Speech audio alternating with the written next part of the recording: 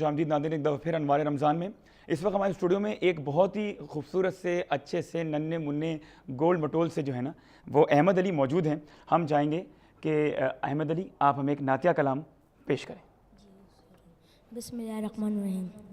نعت۔ آنکھوں کا تارا نام محمد، دل کا اجالا نام محمد، دولت جو چاہو دونوں جہاں کی، کلو وظیفہ نام محمد، نوح خلیلو موسیٰ و عیسیٰ، نوح خلیلو موسیٰ و عیسیٰ، سب کا ہے آقا نام محمد، پائے مرادیں دونوں جہاں میں، پائے مرادیں دونوں جہاں میں، جس نے پکارا نام محمد۔ سبحان اللہ۔ ماسٹر احمد علی ہمارے ساتھ موجود تھے، بڑا خوبصورت کلام پیش کیا۔ میں نے جیسے ناظرین آپ سے پہلے عرض کی تھی پروگرام شروع سے پہلے کہ صاف ستھرا رہنا کسے پسند نہیں ہے، بہت اچھی بات ہے، آپ صاف ستھرے رہیں گے باطن بھی ظاہر بھی تو بڑے اچھے، آپ کے خیالات بھی اچھے ہوتے ہیں، گفتار بھی اچھی ہوتی ہے، چال بھی اچھی ہوتی ہے، ڈھال بھی اچھی ہوتی ہے۔ اچھا، صفائی ستھرائی کیا ہے، طہارت کیا ہے، نجاست کیا ہے، پاکیزگی کیا ہے، اس بارے میں آج ہم بات کریں گے کہ طہارت اور نجاست کیا ہے۔ ہمارے ساتھ اسٹوڈیو میں موجود ہیں مولانا حسین مسعودی صاحب اور مفتی محمد شمیم خان صاحب۔ مفتی صاحب، پہلے تو آپ لوگوں کا بہت شکریہ کہ آپ لوگ پروگرام میں تشریف لے آئے ہیں۔ یہ صفائی ستھرائی کافی ہے تو پھر نجاست کیا ہے، تو پھر پاکیزگی کیا ہے، تو طہارت کیا ہے، ان سب میں فرق ہے؟ اعوذ باللہ من الشیطان الرجیم، بسم اللہ الرحمن الرحیم، نحمدہ ونصلی ونسلم علی رسولہ الکریم، اما بعد۔ محترم، طہارت ایک جامع لفظ ہے جس میں ہر طرح کی صفائی ستھرائی، پاکی ناپاکی، وہ تمام بیانات شامل ہو جاتے ہیں جس کی ایک مسلمان کو بلکہ ایک انسان کو ضرورت ہے۔ بحیثیت انسان بھی اس کو اپنی طہارت کا خیال رکھنا ہے، اور پھر بحیثیت مسلمان تو زیادہ اس کا خیال رکھنا ہے۔ یہ ہمارے ایمان کا ایک لازمی حصہ ہے۔ اگر ہم طہارت کی طرف نہیں جائیں گے تو پھر ہم کچھ بھی نہیں کر سکتے، اور جو کچھ اگر ہم کرنے کی کوشش کریں گے تو وہ ایکسیپٹیبل نہیں ہے۔ مثلاً جب غسل آپ پر واجب ہے تو آپ کو غسل کرنا ہے، اور غسل کے بعد جب آپ نے نماز پڑھنی ہے تو وضو کرنا ہے۔ یہ میں ذرا بہت پھیلا کر نہیں، مختصر کر کے۔ اچھا، اب اگر آپ نے وضو کیا ہے اور آپ کا وضو کامل ہے تو آپ کی نماز ہوگی، بالکل۔ لیکن آپ کا وضو صحیح نہیں ہے تو آپ کی نماز بھی صحیح نہیں ہوگی۔ اور اگر خدا نخواستہ آپ نے بغیر وضو کے نماز پڑھی ہے تو میں آپ کو بتا دوں، جان بوجھ کر بغیر وضو کے نماز پڑھنا یہ کفر کے نزدیک لے جاتا ہے انسان۔ اچھا، اتنا بڑا معاملہ ہے۔ یہ مثال دینے کا مقصد یہ تھا کہ اصل میں طہارت ہے کیا۔ اب ہم اس طرف آئیں گے۔ پہلے اس کی اہمیت میں نے اجاگر کی کہ طہارت ضروری ہے، اور پھر جب تک طہارت نہیں ہوگی تو آپ کچھ نہیں کر سکتے۔ اب طہارت کیسے حاصل ہو؟ دین اسلام نے، یہ سب سے بنیادی چیز ہے ہمارے مذہب میں، کہ سب سے پہلے پاکی کو کھول کر بیان کیا گیا ہے کہ آپ کو کس طرح سے، کیسے، کب پاکی حاصل کرنی ہے۔ اور پھر یہاں بیچ میں ایک جملہ کہوں گا کہ اللہ سبحانہ و تعالیٰ نے اس قوم پر جو مسلم کہلاتی ہے کتنی بڑی نعمت اتاری ہے، کرم فرمایا کہ اگر پانی نہیں ہے تو اس کے بغیر بھی آپ پاکی حاصل کر سکتے ہیں، اور وہ ہے تیمم۔ تو یہ میرے رب کی رحمت ہے آقائے دو جہاں سرکار دو عالم صلی اللہ علیہ وآلہ وسلم پر، کہ آپ پر اور آپ کی امت پر اللہ نے اتنی آسانیاں اتار دیں، نصیب کر دیں، عطا کر دیں۔ سرکار کی جو احادیث مبارکہ ہیں طہارت کے بارے میں وہ بہت واضح اور بالکل کلیئر ہیں۔ اور پھر آپ کے بعد صحابہ کرام نے، پھر اپنے اپنے وقت کے اماموں نے، مفسرین نے ان باتوں کو، محدثین نے کھول کھول کے بیان کیا ہے، جس میں جب ہم پڑھتے ہیں تو ہمیں پتہ چلتا ہے کہ پاکی کتنی ضروری چیز ہے۔ اگر آپ پاک نہیں ہو تو بس آپ زیرو ہو میری نظر میں۔ اگر آپ پاک نہیں ہو تو زیرو، نہ آپ نماز پڑھ سکتے، نہ قرآن کو ہاتھ لگا سکتے، نہ عبادات کر سکتے۔ پھر اگر آپ کھانا بھی کھا رہے ہو ناپاکی کی حالت میں تو وہ جو حلال رزق ہے ٹھیک ہے، آپ اس کی توہین کر رہے ہو۔ ٹھیک ہے، کسی وقت مجبوری میں ہیں کہیں ٹھیک کہ وہاں اگر آپ وضو نہیں کر سکے یا آپ نہا نہیں سکے، اگر آپ پر غسل واجب ہے، مثلا رات کو سوتے میں آپ اس حالت میں رہے کہ جب آنکھ کھلی سحری میں ٹھیک ہے، تو آپ ناپاک ہو گئے، ٹھیک ہے، ٹھیک ہے نا؟ ٹھیک ہے، اب وقت کم ہے ٹھیک تو اب آپ سحری کھا سکتے ہو، فوراً پھر نہا لیجئے گا۔ ٹھیک ہے، آپ سمجھ رہے ہیں نا؟ ٹھیک ہے، یہ معاملات ایکسیپشنل ہوتے ہیں، ٹھیک لیکن جرنل جو معاملات ہیں وہ یہ ہیں کہ طہارت ہم جس طرح اسے ابھی کھول کے بیان کریں گے، کوشش کریں گے، ٹھیک ہے، میں عوام کو متوجہ اس پہ کر رہا ہوں کہ وہ سمجھیں کہ طہارت اگر نہیں ہے تو کچھ بھی نہیں ہے، ٹھیک ہے، پاکی نہیں ہے تو کچھ بھی نہیں ٹھیک ہے۔ مولوی صاحب اگر آپ مفتی شمیم صاحب کی بات کو آگے بڑھانا چاہیں۔ بسم اللہ الرحمن الرحیم وبہ نستعین وهو خیر المعین الحمد للہ رب العالمین والصلاة والسلام علی رسولہ الکریم وآلہ الطاہرین۔ بسم اللہ الرحمن الرحیم فاجتنبوا الرجس من الاوثان۔ ٹھیک، اگر ہم قرآن سے دیکھتے ہیں اور اس سے پوچھتے ہیں تو رجس یعنی نجاست اور طہارت یعنی پاکی۔ ٹھیک، البتہ سب سے پہلی اور بنیادی چیز یہ کہ جس طریقے سے ہمارے مولانا شمیم صاحب نے فرمایا ہے کہ واقعاً بڑی جامعیت کے ساتھ انہوں نے ارشاد فرما دیا ہے کہ دیکھو کتنی اہمیت ہے اس کی، اگر طہارت نہیں ہے تو کچھ بھی نہیں ہے۔ اسی حوالے سے میں نے اس آیہ مبارکہ کو سرنامہ کلام قرار دیا کہ فاجتنبوا الرجس من الاوثان، کہ دیکھو بچو نجاست سے، کس کی؟ بتوں کی۔ ٹھیک، پہلی چیز اب یہاں پہ آئیے، طہارت نہیں ہے تو اسلام نہیں ہے۔ ٹھیک، طہارت ہی کا نام اسلام ہے۔ ٹھیک، نجاست سے بچیں گے تو طہارت کی آئے۔ طرف آئیں گے، ٹھیک ہے، اگر نجس ہیں تو پھر کیا ہے؟ آپ دائرہ اسلام میں ہی نہیں ہیں، ٹھیک، آپ اسلام میں ہی نہیں ہیں۔ مگر البتہ یہ نجاست کا بڑا وسیع موضوع ہے، یہ اس کا معنی بڑی وسعت میں آ گیا ہے۔ ٹھیک، ہمارے ہاں اس کو نجاست نہیں مانا جاتا ہے۔ میں نے میرے سمجھانے کے لیے صرف اس لیے کہا کہ نجاست جو ہے، بدترین نجاست جو ہے وہ کفر، کفر ہے، ٹھیک، کفر سے بڑی کوئی نجاست نہیں ہے۔ ٹھیک، تو سب سے پہلے تو اس کو دور کرنے کا ہے۔ ٹھیک، یہ کیسے دور ہوگی؟ فاجتنبوا الرجس من الاوثان۔ جب ہم ہر قسم کے، اب میں اوثان بت کو کہتے ہیں، ٹھیک ہے، بتوں سے تم دوری اختیار کرو گے تو تم کس منزل پہ آؤ گے کہ نجاست سے بچو گے۔ اچھا، اب نجاست سے بچو گے، بت کون سے ہیں؟ ایک بت تو وہ ہیں کہ جو بت کہلاتے ہیں، ٹھیک ہے، جو ٹھیک دکھائی ہے نا، دیتے جو ہیں، ظاہر میں نظر آتے ہیں، ٹھیک، جس کی عبادت اور پوجا کی جاتی ٹھیک ہے۔ لیکن ایک بت وہ بھی ہے، بتوں کی بھی بڑی قسمیں ہیں۔ 360 تو خانہ کعبہ میں رکھے تھے جو نظر آ رہے تھے، باقی جو قلبوں کے اندر اور آستینوں کے اندر جو بت چھپے ہوئے ہوتے ہیں وہ تو نظر بھی نہیں آتے ہیں نا۔ تو یہ تو ان بتوں سے جو آستینوں میں، اس سے بھی ہمیں نکلنا ہے، اور جو ہمارے قلبوں میں اس سے بھی ہمیں نکلنا ہے، اور جو ہمارے ذہنوں میں مالوں کا بت ہے، اور کیا ہے مثلا اقتدار کا بت ہے، اور اتنے بتوں کی تعداد ہے کہ جو لا تعداد ہے۔ ٹھیک، تو بہرحال ان سب سے باہر آئیں، اور پھر کیا ہے؟ تب جا کے نجاست و طہارت کو سمجھ آئے گی۔ یعنی نجاست، پہلی نجاست تو وہ ہے، اس کو لا الہ الا اللہ محمد الرسول اللہ کہا، ابھی تک آپ کا پورا پیکر نجس تھا۔ ٹھیک، صرف آپ نے لا الہ الا اللہ محمد الرسول اللہ کہا، آپ پاک ہو گئے۔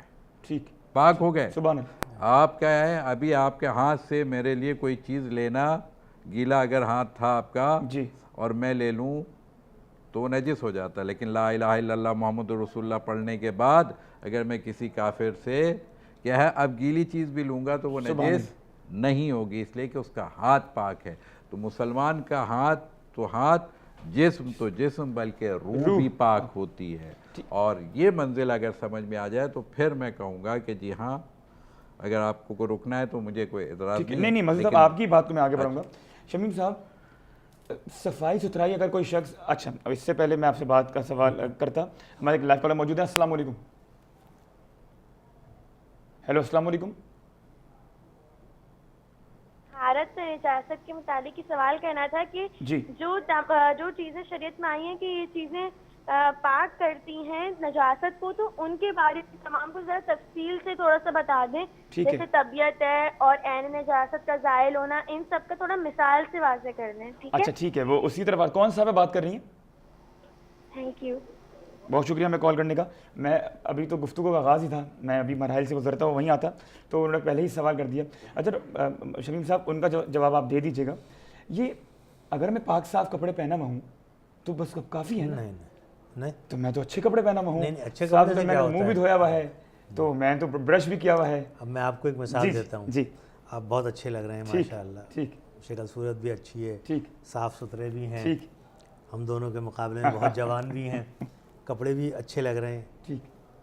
ہمارے ایک استادوں میں سے بزرگ تھے جو مسجد میں امامت کرتے تھے. ٹھیک. ان کے کپڑے ان کی بیگم دھویا کرتی تھیں. اچھا. وہ کسی کو نہیں دیتی تھی کہ نہیں یہ امام ہیں، ان کے کپڑوں کی صحیح پاکی ہونی چاہیے. اور اگر دھوبی کے یہاں سے کوئی کپڑا دھلوانا پڑ گیا، جب دھل کر آ گیا پھر اسے پانی میں بھگوتی تھی. اچھا جی. کہ پتہ نہیں دھوبی نے کس طرح دھویا ہے. پھر اس کی پاکی کا وہ کہتی تھیں کہ دیکھو یہ جو ہیں یہ امام ہیں، اور ان کے کپڑے اگر پاک صحیح نہیں ہیں تو باقیوں کی بھی تو نماز نہیں ہوگی. ٹھیک. امام کے پیچھے جتنے پڑھ رہے ہیں ان کا کیا حال ہوگا. ٹھیک. آپ یہ دیکھیے کہ اسلام نے، میں نے عرض کیا نا پہلے کہ اللہ رب العزت نے اتنا کرم کیا ہے اس قوم پر جو قوم مسلم ہے، کہ اگر پانی نہیں ہے تو آپ جو ہے تیمم کر لو، مٹی سے پاکی حاصل کر لو. اس رب نے آپ پر آسان کرا ہے. لیکن پاکی پر زور ہے. ٹھیک ہے. ایک تو وہ ہے جو روح کی پاکیزگی کے لیے ہے، اور ایک وہ ہے جو ظاہری جسمانی پاکیزگی کے لیے ہے. تو پہلا حکم تو ظاہر پر لگتا ہے نا. ٹھیک ہے. پہلا حکم تو ظاہر پر ہے. اب ظاہر میں بظاہر تو آپ صاف ستھرے نظر آ رہے ہو، لیکن اگر آپ نے دین مبین کے مطابق، آقا اور مولا کے لائے ہوئے دین کے مطابق آپ نے پاکی حاصل نہیں کی تو پھر آپ پاک نہیں ہو. ٹھیک ہے شمیم صاحب، آپ سے گفتگو جاری رہے گی. ایک لائیو کالر مثلا موجود ہے، ایڈ کر دوں. اچھا بہت. ایک لائیو کالر لے لیں پھر آپ ضرور بولیے گا. السلام علیکم. وعلیکم السلام. جی کون صاحب، کہاں سے بات کر رہے ہیں؟ غلام نبی بات کر رہا ہوں نارتھ کراچی سے. جی غلام نبی صاحب، کیا سوال کرنا چاہیں گے؟ سر مجھے یہ سوال کرنا تھا کہ روزے کی حالت میں ناک میں پانی کتنا چڑھانا چاہیے اور غرارہ کتنا کرنا چاہیے؟ سوال کو ریپیٹ کیجیے گا. آپ کہہ رہے ہیں وضو کی حالت میں، سوال تک پہنچ گیا. ٹھیک ہے، بہت شکریہ ہمیں کال کرنے کا غلام نبی صاحب. شمیم صاحب بھائی آپ کچھ مسعود صاحب آپ بات بڑھانا آگے وہ کرنا چاہ رہے تھے، آپ وہ کمپلیٹ کیجیے. بس یہی اس سوال کا بھی جواب تو بہت آسان سا ہے کہ اتنا پانی آپ ناک میں لے کے کہ آپ کا وہ حلق تک نہیں آئے. ٹھیک ہے. اور اگر بے اختیاری آپ وضو کر رہے ہیں، بے اختیاری طور پہ آپ نے ڈالا ہے ناک میں، لیکن کسی چھینک آ گئی، کوئی ایسی وجہ ہو گئی جس کی وجہ سے، تو وہ مستثنیٰ ہے، اس پر کوئی حکم نہیں لگتا ہے چونکہ یہ وضو کا حکم ہے. اور ویسے بھی ضرورت ہے تو کافی ہے. میں تو صرف وہ بات کو ایک بات کہہ رہا تھا کہ ہمارے مفتی صاحب نے بڑی اچھی سے اس کی وضاحت کر دی تھی. دیکھیے ایک بات اور بھی ہے کہ آپ کا جو بار بار یہ نوجوانوں کا بڑا سوال ہوتا ہے نا چپتا ہوا، ٹھیک تو ہے نا سب کپڑے وپڑے ٹھیک ہے، آپ کیا مسئلہ کیا؟ بالکل ٹھیک. تو وہ یہ اب مسئلہ کچھ بھی نہیں ہے. ہاں بالکل صحیح آپ کہہ رہے ہیں کہ کل شیء طاہر حتی تعلموا انہ نجس. ٹھیک. ہر شے پاک ہے استعمال میں، کھانے میں نہیں. دیکھیں کھانے کے احکامات اور ہیں، ٹھیک ہے، اور پہننے کے احکامات اور ہیں. یہ فرق ہے. کھانے میں ہر چیز نہیں کھائی جا سکتی. ٹھیک ہے. لا تاکلوا الشیء بالکل ٹھیک حتی تعلموا انہ حلال. ٹھیک. لیکن کیا ہے، یعنی جب تک حلال ہونے کا آپ کو، آپ کے لیے مباح ہونے کا یقین نہ ہو کہ یہ میرے لیے یہ غذا استعمال کیا. لیکن معذرت کے ساتھ ہمارے بالکل الٹا نظام ہے. لباس پر بڑی توجہ ہے اور کھانے پر سب کا مال سب کچھ کھا جاؤ، کوئی پوچھنے والا نہیں ہے نہ اس میں. حالانکہ وہ زیادہ بدترین کیا ہے، پورے آپ کی روح کو آلودہ کر دیتا ہے، آپ کے دین کو ختم کر دیتا ہے. ظاہری نجاست آپ کے ایک وقت کی نماز کو ضائع کر سکتی ہے، لیکن دین بہت قیمتی شے ہے. یقیناً دونوں کی حفاظت بہت محترم ہے، مگر 10 چیزیں مسلمات نجاسات میں سے، جیسے کہا کہ یہ جو سوال بھی آتا ہے کہ کھول کے بیان کر دے اس کو، کہ 10 قسم کی بالکل واضح نجاسات ہیں جس سے اگر اس میں مبتلا ہو جائے گا، انسان کا ہاتھ کٹ گیا، خون نکل آیا تو خون نجس ہے. اسی طریقے سے بہرحال کتابوں میں موجود ہے کہ تفصیل پوچھے گا کوئی سوال تو جواب بھی دے دیا جائے گا. لیکن اس سے بڑھ کر کے چلیں آگے پھر چلتے ہیں تو انشاءاللہ آگے کریں. لائیو کالر موجود ہے. السلام علیکم. سوالات زیادہ ہو جائیں. جی السلام علیکم. ہیلو السلام علیکم. میرے خیال ہے وہ ابھی آواز نہیں آ رہی ہے. مفتی صاحب جو جس طرح ابھی محترمہ نے فون کر کے کہا, اگر یہ نجاست میں کیا کیا چیزیں آتی ہیں اور کیا پانی ہی وہ شے ہے جو صرف پاک کر سکتا ہے؟ دیکھیے آپ ظاہری نجاست کو تو پانی سے ہی پاک کریں گے, ٹھیک, لیکن بحالت مجبوری جہاں پانی میسر نہ ہو تو وہاں تیمم کے ذریعے کریں گے. اچھا, اب اگر کپڑے پہ کوئی نجاست لگ گئی ہے ٹھیک, تو اس کا بھی طریقہ کار بیان کیا کہ پہلے تو اسے پانی سے دھو لیں, لیکن اب پانی نہیں ہے تو کیا کریں گے, ٹھیک, وہاں بھی وہ مٹی کام آئے گی اور اس کا طریقہ کار. لیکن یہ بہت تفصیلی مضامین ہیں. اچھا, ہم یہاں بہت مختصر وقت میں یہ سمجھا سکتے ہیں کہ انسان جو اس کی ضرورت کی چیزیں ان میں اسے کس چیز کا خیال کرنا ہے. ٹھیک, غسل کرنا, اگر غسل واجب ہو جائے, جی, یعنی جس وقت آپ کسی ایسی حالت میں آ جائیں کہ آپ ناپاک ہو گئے, ٹھیک, اچھا نہیں لگتا الفاظ بہت, جی جی بالکل ٹھیک ہے, بالکل, جب آپ کو غسل ضروری ہو جائے ٹھیک, تب آپ نے غسل کرنا ہے. ٹھیک, اور غسل کرنے کا طریقہ کتابوں میں بڑے آسانی سے مستور ہے. علماء کرام مساجد میں بھی بیان کرتے ہیں کہ آپ نے پہلے جسم سے اس نجاست کو صاف کرنا ہے, دھونا ہے, پھر آپ نے باقاعدہ وضو کرنا ہے, اور پھر سیدھے کندھے پر پھر دائیں بائیں دونوں کندھوں میں سر پہ پانی ڈال کے آپ نے غسل کر لیا. لیکن یہ تو غسل آپ دن میں ایک بار کر سکتے ہو یا 2 دن میں ایک بار کرو گے. لیکن اگر آپ اپنی حاجت کے لیے استنجے کے لیے جا رہے ہیں تو اب ہمارے یہاں اب فی زمانہ صرف پانی کا استعمال ہے. بعض لوگ اب بھی ٹیشو پیپر پہلے استعمال کرتے ہیں پھر پانی استعمال کرتے ہیں. یہاں میں ایک حدیث مبارکہ بیان کرنے کی شیخ صاحب میں یہاں آپ کو میں قطع کلامی چاہوں گا کیونکہ موضوع ایسا ہے, لائیو کالرز آ رہے ہیں, سوالات لے کر آ رہے ہیں, تو اس لیے یہ آپ اپنا بات کمپلیٹ کیجیے گا. زوار حسین صاحب عزیز آباد سے موجود ہیں. السلام علیکم, ہمارے لائیو کالر ہیں. السلام علیکم. جی وعلیکم السلام, زوار عزیز آباد سے. جی جی زوار صاحب کیا سوال کرنا چاہیں گے؟ 2 مختصر سے سوال ہیں. ایک سوال تو میری بیگم کی طرف سے جو مجھے خاص طور پہ کہا گیا کہ یہ چونکہ ان کے ساتھ گھر کا وہ مسئلہ سوال پہلے کر لیں زوار صاحب.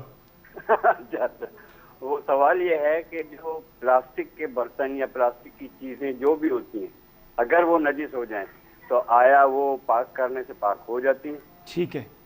اچھا, دوسرا سوال جو میرا ہے وہ یہ ہے کہ اکثر اوقات مجالس میں, جلوس میں, محرم میں خون کے نشان آ جاتے ہیں کپڑوں پہ. اچھا, تو اس حالت میں نماز ہو سکتی ہے یا نہیں؟ ٹھیک ہے زوار صاحب, بہت شکریہ ہمیں کال کرنے کا. سوال آپ کا پہنچ گئے. سر پلاسٹک کی چیزیں ہیں, پلاسٹک کی مسعود بھائی جواب دیں گے. میں ان کالرز کو جانتا ہوں, اچھا, تو ان کی زیادہ تسلی میں بھی کہہ سکتا ہوں, لیکن ٹھیک ہے چونکہ یہ ہمارے ریگولر بالکل کالر ہیں, تسلی کا جو یہ لفظ استعمال کیا ہے نا آپ نے تو ان کی زیادہ تسلی کے لیے میں نے کہا حسن مسعودی بھائی ہیں, لیکن دونوں کا نظریہ ہمارا ایک ہی ہے. ہاں یہ سن لیجئے, یہ میں ڈیفائن کر دوں کہ اس میں اہل سنت ہوں یا فقہ جعفریہ ہوں, اس معاملے میں دونوں ایک ہیں. یہ بہت ہی اچھی بات ہے, یہ تو بہت ہی اچھی یہ بات ایک بس بات یہاں آ گئی. تو دیکھیے ایک بات بہت اچھی طرح سے یہ سوالات سے بڑی اچھی چیز یہ سامنے آتی ہے کہ ہمارے معاشرے کا جہل رفع ہوتا ہے اور علم پیدا ہوتا ہے. سوال پوچھنے سے جو ہے نا وہ یہ بات یہ موضوع سے ایک موضوع اور سامنے آ گیا. کیا آپ کو معلوم ہے کہ اہل تشیع حضرات اور اہل سنت حضرات یعنی حنفی اور اسی طریقے سے جعفری, فقہ جعفری والے جن کو شیعہ کہتے ہیں اور جن کو اہل سنت کہتے ہیں, جو ہمارے نوجوانوں کے لیے میں یہ بات کہہ رہا ہوں کہ 95% سے زیادہ مسائل دینیہ ہمارے اور آپ کے ایک ہیں. ٹھیک ہے, بہت معمولی سا یہ 5% سے بھی کم میں اختلافات اگر ہیں تو وہ 5 سے کم میں ہیں, اور وہ بھی 5 کا میں یہ واضح طور پہ ماشاءاللہ یہ شہر بھی پڑھے لکھوں کا شہر کہلاتا ہے, تو 5% ایرر ہوتا ہے اور وہ کہیں کاؤنٹنگ میں نہیں آتا ہے, اس کو چھوڑ دیا جاتا ہے.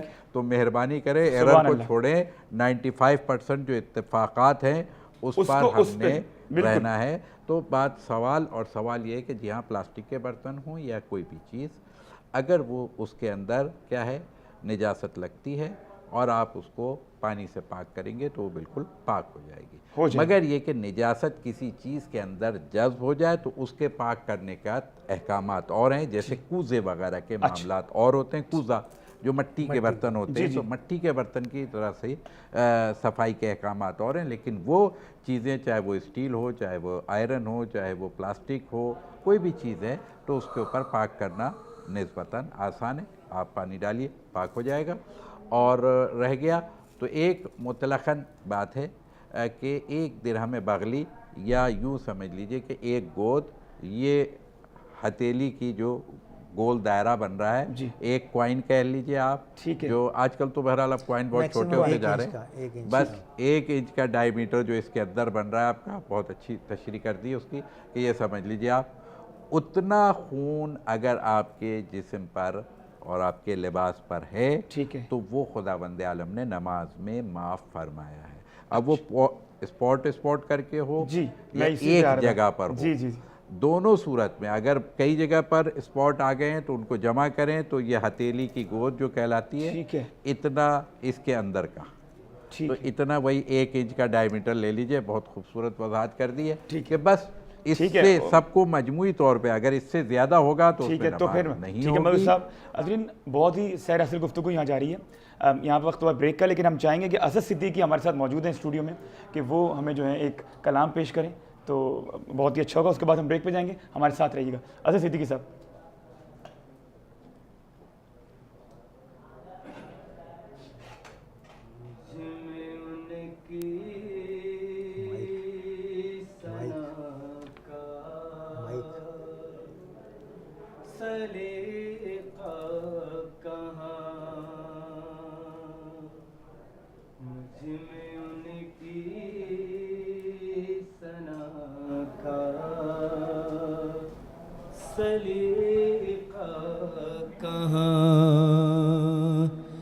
وہ شہ دو جہاں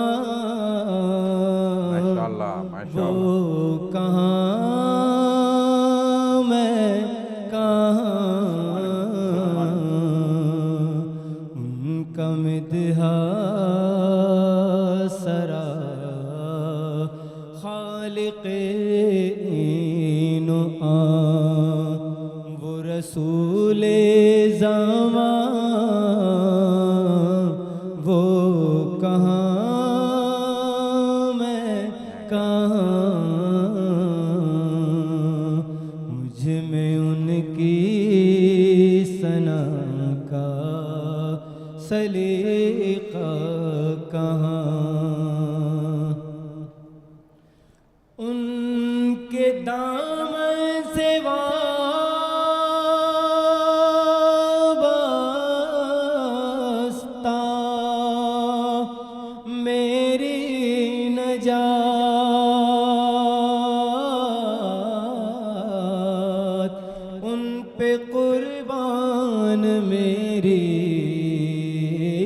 حیات و ممات، ان کے دامن سے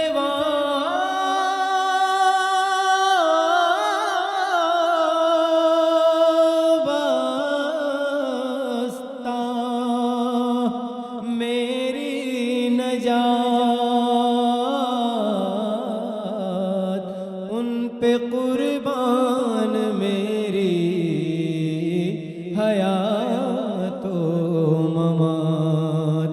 میں گنہگار وہ شافع آسیاں بکسوں کی اماں، وہ کہاں میں کہاں، مجھ میں ان کی ثنا کا سلیقہ